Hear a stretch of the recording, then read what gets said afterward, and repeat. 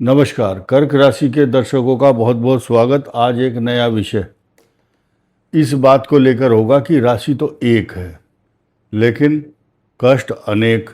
गुप्त रहस्य जानकार बनिए और सतर्क रहिए। मुख्य बात क्या है, कर्क राशि की बात होगी। लेकिन जहां कर्क राशि के 3 नक्षत्र हैं, पुनर्वसु, पुष्य और श्लेषा, सब जानते हैं, बड़े पढ़े लिखे लोग हैं। लेकिन बहुत लोगों के सवाल बार बार आते हैं, लेकिन जो बुद्धिमान आदमी है उसको तो पता है। लेकिन जो कुछ लोग अनअवेयर ने, जिनको इस बात की नॉलेज नहीं है कि लग्न को भी इंक्लूड किया जाता है, तो आज फिर दोबारा उनके मन के अंदर से एक भ्रम दूर करने की छोटी सी कोशिश है। क्योंकि बहुत बार, कई बार हम बता चुके हैं, यहाँ प्रिडिक्शन करने का जो तरीका है वो लग्न को भी इंक्लूड किया जाता है। ये रहस्य कोई नहीं बताएगा आपको। कौन बताता है? अपनी जड़ी बूटी नहीं बताता कोई, अपने फार्मूले नहीं बताता, अपने तौर तरीके, प्रिडिक्शन करने के तरीके नहीं बताता। क्योंकि हम तो चाहते हैं कि भाई हमें परेशान मत करो, अपना खुद ही देखो, खुद ही हिसाब लगाओ। यही कारण है बहुत लोगों को रिलैक्स भी मिलता है, वो कहते भी हैं, कमेंट भी करते हैं और धन्यवाद भी देते हैं कि अच्छी जानकारी दी है आपने। तो मेरी सिरदर्दी कम हो इसलिए ये शुरू किया था ये प्रोग्राम। तो बाद में एक चलन बन गया कि लोगों को आदत पड़ गई। ठीक है, तो आप दोबारा फिर समझ लीजिए, जो नए दर्शक जुड़े हैं। अब देखिए, सब्सक्राइबर तो बहुत हैं, हमारे पास कोई कमी नहीं है। 15 करोड़ लोग देखते हैं एनालिटिक्स के हिसाब से, यूट्यूब के हिसाब से। लेकिन अब कुछ सोचते हैं ये ग्राहक इकट्ठे करता होगा। आप देखते होंगे हम ग्राहक इकट्ठे नहीं करते।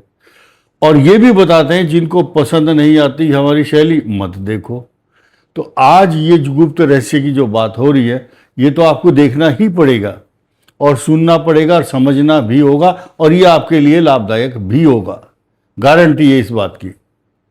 देखिए, पुनर्वसु, पुष्य और श्लेषा नक्षत्र है। आपको यहां कर्क लगन दर्शाया गया है क्योंकि ये कर्क राशि है। अब 12 करोड़ लोग हैं कर्क राशि के। 144 करोड़ की आबादी मान ली हमने, तो 12 करोड़ 12वां हिस्सा। अब 12 करोड़ में भी क्लासिफिकेशन है। वो क्या है कि मेष लगन और कर्क राशि के 1 करोड़ होंगे, 1 करोड़ इसके होंगे, तो 12 करोड़ हो गए टोटल। मेष से मीन तक 12 लगन हैं, तो 12 को 12 से मल्टीप्लाई करेंगे तो 144 बैठता है। तो आइए ध्यान दीजिए कि हम मेष लगन से शुरू करते हैं। अब जब कर्क राशि का प्रेडिक्शन करते हैं तो लोग भ्रम की स्थिति में बोलते हैं मेरा तो कर्क लगन है। तो हम मैथमेटिक्स के हिसाब से हम खुद ही हिसाब लगाते हैं राशियों का और महादशाओं का, वर्णन तो करते ही हैं। लेकिन कुछ लोग जिनको पता है कि मेरे लग्न से ये कंडीशन चल रही है, तो वो तो बुद्धिजीवी समझ लेंगे। लेकिन जो अनाढ़ विद्या प्राणघात, जो व्यक्ति इस थ्योरी को नहीं जानता, उनके लिए ये वीडियो बनाया जा रहा है। नंबर 1, मेष लगन है, कर्क राशि है, तो इस समय 3 जून 2027 तक आंख बंद करके समझ लो अच्छा समय नहीं है, और किसी भी तरह से नहीं है। चोट, बीमारी, झगड़े, कानूनी विवाद, पैसे की समस्या। वृषभ लगन और कर्क राशि के लिए कुल मिलाकर के 6 दिसंबर तक ये राहु केतु की स्थिति आपके लिए अच्छी नहीं है। ये फाइनल बात बता दी गई है। आपकी कर्क राशि है, कर्क राशि पर जो होने वाले बेनिफिट्स हैं उनके ऊपर कोई रोक नहीं है, वो तो होगा ही होगा। बट जो नेगेटिव और पॉजिटिव एस्पेक्ट है लग्न के अनुसार, उसके जो साइड इफेक्ट है वो तो झेलने ही होंगे आपके। लगन तो आपका ही है ना, हमने तो नहीं बनाया। आपको वसीयत में या भगवान ने जो दे दिया उसको स्वीकार कर लो। आप ग्रहों से डंडा लठ या रिवॉल्वर बंदूक लेकर के आकाश में लड़ने नहीं जा सकते। ये ग्रह जो है आपके ऊपर असर दिखाएंगे। जिसे लिखा रहता है ना, आप कैमरे की नजर में हैं, लिखा रहता है आप कैमरे की नजरों में हैं। और ठीक इसी प्रकार जितने भी 9 ग्रह हैं सबके पास अपना अपना कैमरा है। उस कैमरे की जो नज़र है वो इस कर्क राशि के इन 12 लग्न के जितने भी जातक हैं और जाति का, यानी कि कन्या, पुरुष, बच्चे, महिलाएं, सीनियर सिटीजन, सब के ऊपर है। यूनिवर्स में, ब्रह्मांड में ये सिस्टम है। तो मेष लगन के लिए ये पोजीशन अच्छी नहीं है। वृषभ लगन की जो पोजीशन है 6 दिसंबर तक राहु केतु के कारण खराब है, और मिथुन पर मंगल है, और कर्क से द्वादश भी है। ये पोजीशन भी मिथुन लगन की अच्छी नहीं है। कई बार हम मिथुन राशि पर अच्छा बोलते हैं, लेकिन मिथुन लगन के लिए अच्छा नहीं है। मिथुन लगन का सबसे खराब जो स्थान है वो ये है, देखिए यहाँ शुक्र है, मंगल भी यहाँ पर हिंसक दृष्टि से देखता है, शत्रु दृष्टि भी है, शनि की भी यहाँ दृष्टि है। और दूसरी बात, ये जो कर्क राशि है इस समय पाप कर्तरी योग के बीच में फंसी हुई राशि, जो 15 अगस्त से 15 सितंबर के बीच में ये पोजीशन, इसको त्रास झेलने ही होंगे। तो मिथुन लगन अच्छा नहीं है, कर्क राशि। अब कर्क राशि स्वयं बताई गई, ये पाप कर्तरी योग से पीड़ित, अष्टम राहु अच्छे परिणाम नहीं दे रहा। ये वीडियो में बार बार आप समझते हैं, लेकिन ये अष्टम राहु आपको पूर्व जन्म के दिए हुए जो संस्कार हैं, या आपकी जो 8वां भाव ओकाल्ट पावर है, जिसके अष्टम भाव में ज़्यादा से ज़्यादा ग्रह 3 या 3 से अधिक मेलेफिक प्लेनेट हो या अच्छे शुभ ग्रह भी हों, वो आदमी जीवन भर धर्म कर्म की बात करता है। तंत्र मंत्र यंत्र, संसार की सच्चाई और जन्म मृत्यु के आवागमन की खोज करने के चक्कर में लगा रहता है। आचार्य रजनीश हो या फिर विश्वामित्र हो, विश्वामित्र ने महर्षि थे, वो बहुत बड़े राजर्षि थे, राजर्षि से ब्रह्मर्षि बनने वाले, स्वर्ग तक जाने का मार्ग बनाया, और गायत्री मंत्र का जो को सिद्ध करने वाले महर्षि विश्वामित्र हैं। तो एक छोटा सा दृष्टांत जो मुंह में आया बोल दिया हमने, और किसी को और ज़्यादा रिसर्च करनी हो तो आप भाई गूगल से देख लो। अष्टम भाव ओकाल्ट पावर भविष्य में होने वाली जो समस्याएं हैं या घटनाएं हैं, कुछ इवेंट होने वाले हैं अगले महीने आपके साथ, उसका प्री इंटीमेशन भगवान इनको प्रदान करते हैं। पूर्व आभास हो जाता है अष्टम राहु के कारण। ये कर्क राशि को ये मिला हुआ वरदान।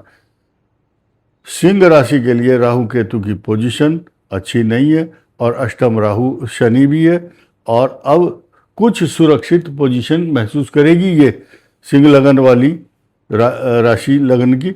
लेकिन राशि कर्क जो है, अब ये देखिए कितना बड़ा समीकरण बदल रहा है। और जो लोग रोज वीडियो देखते होंगे, अब उनको लग रहा होगा कि इस बात से हम महरूम वंचित रह गए थे, अब हम इसको भी देखेंगे। कर्क राशि के अनुसार अगर सिंह लगन है तो तब ये प्रिडिक्शन भी आपको देखना होगा इन फ्यूचर। कन्या के लिए ये पोजीशन बहुत हाई फाई बनी हुई है। कन्या लग्न है तो एकादश भाव में बृहस्पति है इनके, और ये गज केसरी योग भी बन रहा है कन्या लग्न के लिए। तुला लगन के लिए ये कर्क राशि उन्नति, तरक्की, मान सम्मान, सामाजिक प्रतिष्ठा तथा अपने आपको, अपने सम्मान को, अपने व्यापार और नौकरी को बचाने के लिए या उसकी तरक्की के लिए सोचता है आदमी ज़्यादातर। अगले साल तुला लगन वाले और कर्क राशि हो, अगले साल बोरिया बिस्तर बांध करके स्थानांतरण की तैयारी कर लेना आप। ये आपको पहले से ही बता दिया गया है। तो वृश्चिक के लिए अच्छी पोजीशन क्यों नहीं है? क्योंकि अष्टम मंगल है और कर्क का द्वादश भाव भी मंगल है। तो वृश्चिक को ये पोजीशन, एक वृश्चिक लगन से अष्टम मंगल और चतुर्थ और दशम शनि, ये एंग्जाइटी, तनाव तथा इनसिक्योरिटी देने वाला है।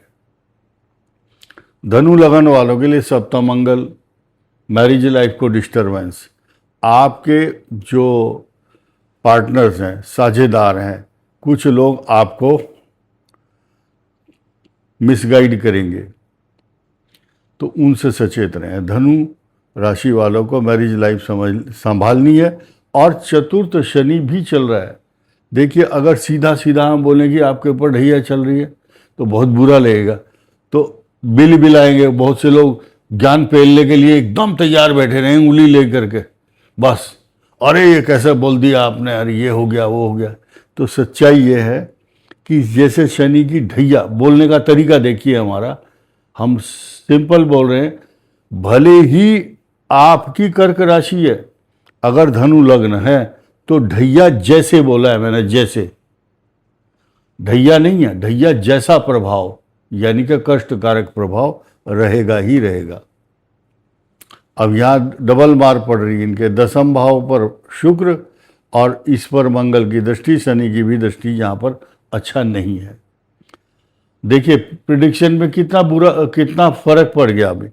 अब मकर लगन है, कर्क राशि बहुत अच्छा है, पार्टनर, लाइफ पार्टनर सब तरफ से, चारों तरफ से अच्छा मान सकते हैं इसको। कुंभ के लिए ये पोजीशन बहुत अच्छी नहीं है, क्योंकि पंचम गुस्सा, बीमारी, झगड़े, अशांति, इन्फेक्शन, और धन कुटुंब वाणी भाव में शनि अच्छा फल देगा, लेकिन सप्तम भाव में जो केतु है ये अच्छी पोजीशन नहीं कही जा सकती है। अब देखिए कॉम्प्लिकेशंस, देखिए ये मीन लगन है और कर्क राशि, आपकी सद्बुद्धि, ज्ञान, संतान, एजुकेशन, महिला हो, पुरुष हो, स्टूडेंट हो, बच्चे हो, सीनियर सिटीजन हो, सब के लिए पोजीशन अच्छी बनती जा रही है। और छठा सूर्य आपके शत्रुओं का विनाश करेगा, लेकिन घर में मचा हुआ घमासान और कोहराम, भले ही कर्क राशि कितनी अच्छी है, लेकिन अगर मीन लगन है तो कई प्रकार के अवसाद और अवरोध, पड़ोसियों के झगड़े, अशांति और तनाव देखने को मिलेगा। हनुमान चालीसा का पाठ, पुखराज पहनना, तथा बृहस्पति जब तक यहाँ है आपको बहुत कुछ करने के लिए प्रेरित कर रहे हैं और बता रहे हैं कि भाई जब तक मैं यहाँ हूँ अपने काम समेट लो जल्दी जल्दी, आप नाथ देखी पद कमल तुम्हारे, अब पूरे सब काम हमारे, काम सारे पूरे हो जाएंगे बृहस्पति के यहाँ आने से। अब दो तीन चीज बात बड़े ध्यान से सुनना, ये मैग्नेटिक फोर्स वाली राशि है, चुंबक जैसी शक्ति है इनके अंदर। कुछ लोग इनके सम्मान को देख करके ईर्ष्या करते हैं, इनको शक की नज़र से देखते हैं, हालांकि ये बात आपको पता नहीं चल पाती है। और इसके अलावा फाइनेंशियल मैटर को लेकर के बहुत सचेत और सजग होना है सभी 12 लग्न वालों के लिए है ये। और इसके अलावा आपको संपत्ति के विवाद और फाइनेंशियल विवाद सामने देखने को मिलेंगे। बहुत से लोगों की शिकायत और परेशानी ये है, वो बोलते हैं मेरे पैसे ले लिए किसी ने उधार, अब आप मेरी कुंडली देखिए ये आदमी पैसा देगा या नहीं। तो भाई आप इसी से काम चलाओ, इसमें जो पॉजिटिव ग्रह है तो पैसा मिल जाएगा, नेगेटिव है तो पैसा नहीं मिलेगा या देरी से मिलेगा। और दूसरों पर भरोसा करना बंद करो, अचानक बेइज्जती होने के संकेत ये ग्रह देता है 12वां मंगल, अष्टम राहु। अपनी वाणी पर संयम रखें तथा जो आपके रिश्ते नाते हैं इसमें कुछ अधूरापन लगेगा आपको और कुछ रिश्ते उलझे हुए दिखाई देंगे। और साथ ही साथ आपको कुछ लोग कितनी बड़ी बड़ी सपोर्ट देंगे, अगर काम नहीं बनना तो बनेगा ही नहीं बिल्कुल भी। अधूरापन है आपके रिश्तों में भी और काम करने में भी अधूरापन, मन के अंदर इनसिक्योरिटी लगी हुई है और सुरक्षा की भावना, तो वो त्याग दो, कॉन्फिडेंस लेकर के काम शुरू करो।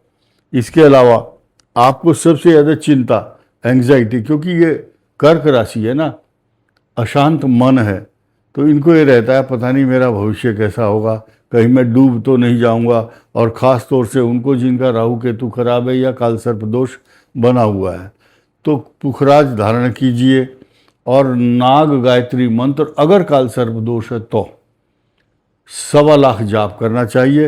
रोज हनुमान जी की उपासना करेंगे तो कॉन्फिडेंस बढ़ेगा। और बृहस्पति की उपासना, विष्णु सहस्रनाम स्तोत्र और पीली चने की दाल दान करने से लाभ होगा। इस वीडियो में इतना ही। धन्यवाद, नमस्कार।